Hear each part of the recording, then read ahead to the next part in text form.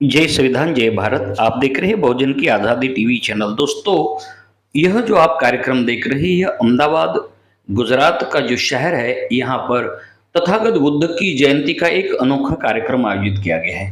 अनोखा कार्यक्रम का अर्थ यह है कि अनोखी जगह लोग और समाज अलग अलग जगह बुद्ध जयंती का कार्यक्रम आयोजित करते हैं, मगर गुजरात अहमदाबाद शहर में एक बहुत बड़ी स्मशान भूमि है, जहाँ पर तथागत बुद्ध की मूर्ति आज से 2 साल पहले लगाई गई और उसी के संदर्भ में आज तथागत बुद्ध के जन्म जयंती के अवसर यह कार्यक्रम आयोजित किया गया है। तो दोस्तों, यहाँ पर आप देख रहे हैं जो तथागत बुद्ध की अर्धाकृति जो मूर्ति है, वहाँ लिखा है वो मार्गदाता छु मुक्तिदाता नहीं। अर्थात मैं मार्गदर्शक हूँ, मार्गदाता हूँ, मुक्तिदाता नहीं। और यह संदेश पूरे विश्व को देते हुए कहा है बुद्ध ने कि अत्त दीप भव, आप अपने जीवन का दीपक खुद बने और उस रोशनी में आप अपना जीवन सफल करें। और इसी के संदर्भ में पूरे विश्व ने स्वयं प्रकाशित अपना जीवन बनाने का पूरा कार्य शुरू किया है और आज बुद्ध को हर जगह विश्व में माना जाता है, उनका आदर सम्मान किया जाता है।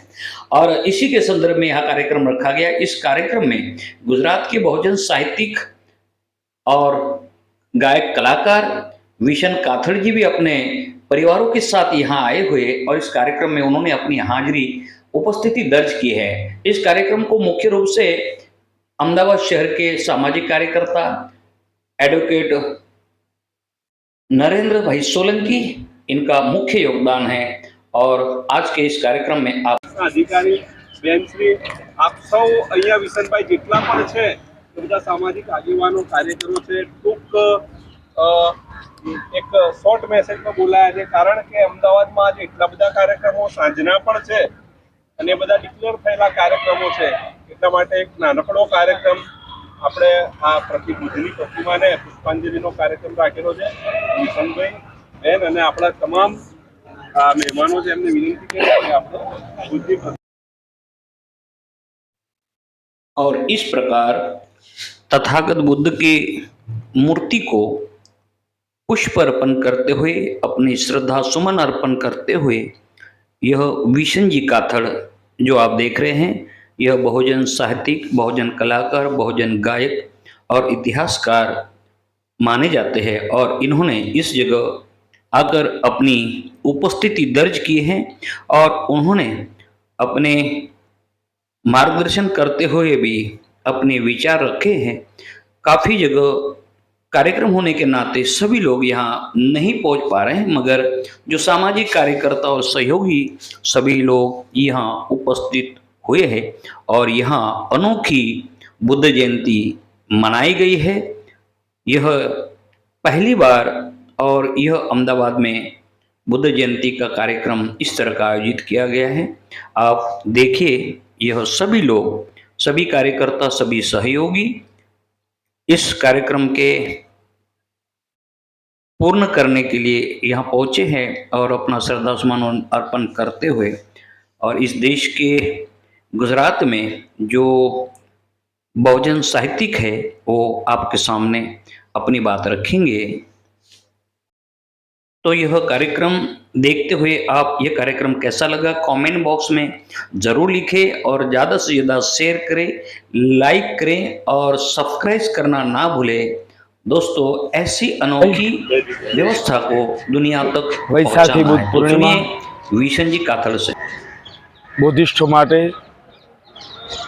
एक अमूल्य अवसर होय छे। आजना दिवसे ज महाकारुण्य बुद्धनो अवतरण दिवस। आजना दिवसे ज भगवान बुद्ध ने बौद्धत्व ज्ञान की प्राप्ति थई अने आजना दिवसे ज भगवान बुद्ध महापरिनिर्वाण पाम्या। माटे विश्व आजना दिवस ने, विश्वना तमाम बौद्धिस्टो आजना दिवस ने हर्ष आनंद थी उजवे छे। सोशल मीडिया माध्यमे आप जोई सको छो कि विश्वना घणा विडियो तमे आज जोया हशे कि जेमां महाकारुण्य बुद्ध ने आज याद करे छे। हजारों उपासको आजना दिवसे विहारे जई ત્રિશરણમ પંચશીલનું ગાન કરે છે અને સાથે સાથે ભગવાન બુદ્ધે આપેલા ઉપદેશોમાં પોતાના જીવનના જે અમૂલ્ય જીવન છે એમાં મારે એક પ્રસંગ અહીં નોંધવો પણ છે કે જ્યારે ભગવાન મહાકારુણિક બુદ્ધ આ તમામે તમામ સંસારને બસ એક જ વસ્તુ છે એના સાર તરફ જઈએ તો કે મારી પાસે છે એ બીજાને આપવું, બસ સીધો અને સરળ વ્યાખ્યા થઈ શકે કે જે તમને મળી ગયું છે એ બીજાને આપવા માટે આ જીવન જે કાર્યરત રહી, જે પોતે પામી ગયા છે બીજાને આપવા માટે પોતાનું જીવન બીજા માટે સમર્પિત કરી દે, એ જ બોધત્વ હોઈ શકે.